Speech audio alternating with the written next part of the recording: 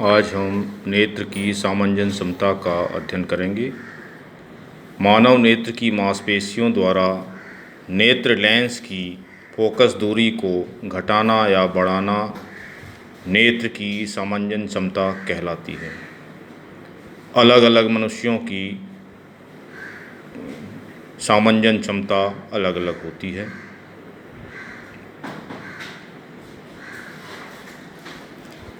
दूरबिंदु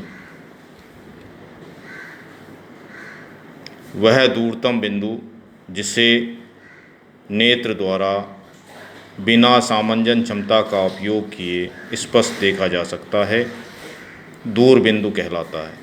सामान्य नेत्र के लिए यह बिंदु अनंत पर स्थित होता है।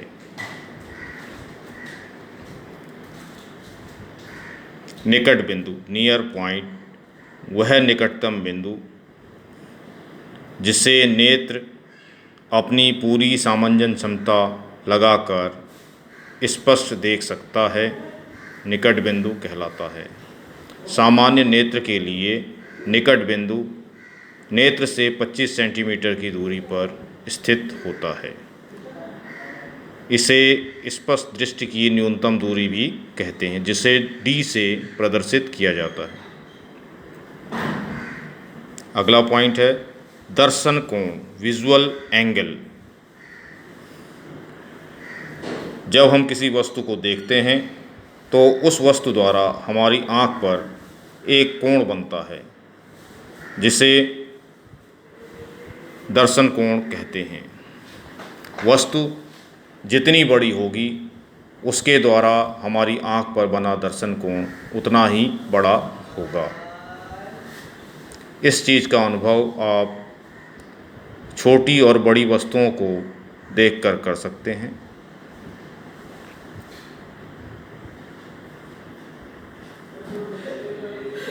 इसे अल्फा के द्वारा प्रदर्शित किया जाता है। प्रकाशिक यंत्र की आवर्धन क्षमता। किसी प्रकाशिक यंत्र की आवर्धन क्षमता उस यंत्र द्वारा आँख पर बने दर्शन कोण तथा बिना यंत्र के द्वारा आँख पर बने दर्शन कोण का अनुपात होता है। अतः आवर्धन क्षमता m = β/α। यहाँ पर बीटा प्रकाशिक यंत्र द्वारा आँख पर बना दर्शन कोण है तथा अल्फा बिना प्रकाशिक यंत्र के द्वारा आँख पर बना दर्शन कोण। सरल सूक्ष्मदर्शी सिंपल माइक्रोस्कोप। छोटी फोकस दूरी के उत्तल लेंस को सरल सूक्ष्मदर्शी के रूप में प्रयोग किया जाता है। जो सरल सूक्ष्मदर्शी है यह एक उत्तल लेंस होता है जिसकी फोकस दूरी बहुत छोटी होती है।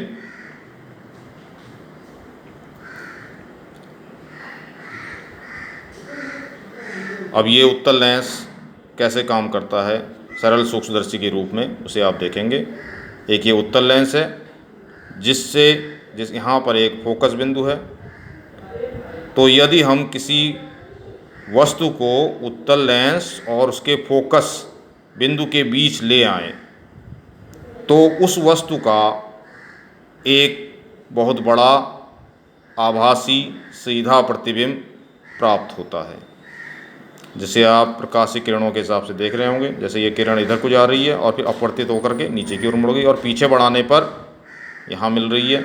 उसी प्रकार से एक किरण जो यहाँ से सीधी चली गई और पीछे बढ़ाने पर यहाँ पे मिल रही है। जहाँ पे ये दोनों किरणें मिल रही हैं पीछे, तो वहाँ पर एक आभासी प्रतिबिंब a'-b' प्राप्त हो रहा है। यह प्रतिबिंब हमें स्पष्ट दृष्टि की न्यूनतम दूरी पर प्राप्त होता है, D पर, लेंस से D दूरी पर।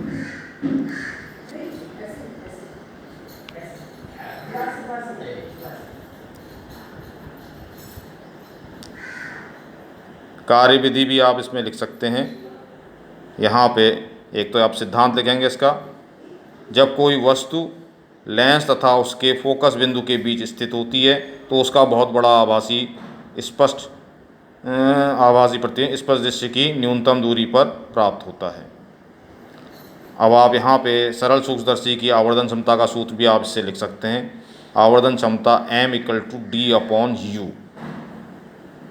ये v/u वाले सूत्र से ही बना हुआ है। यहाँ पे v की जगह आपका v जो है वो d के बराबर है, m = d/u। कार्यविधि: जब उत्तल लेंस को इस प्रकार समायोजित किया जाता है कि वस्तु उत्तल लेंस के फोकस बिंदु तथा लेंस के बीच आ जाए, तो वस्तु का एक आभासी बड़ा प्रतिबिंब प्राप्त होता है।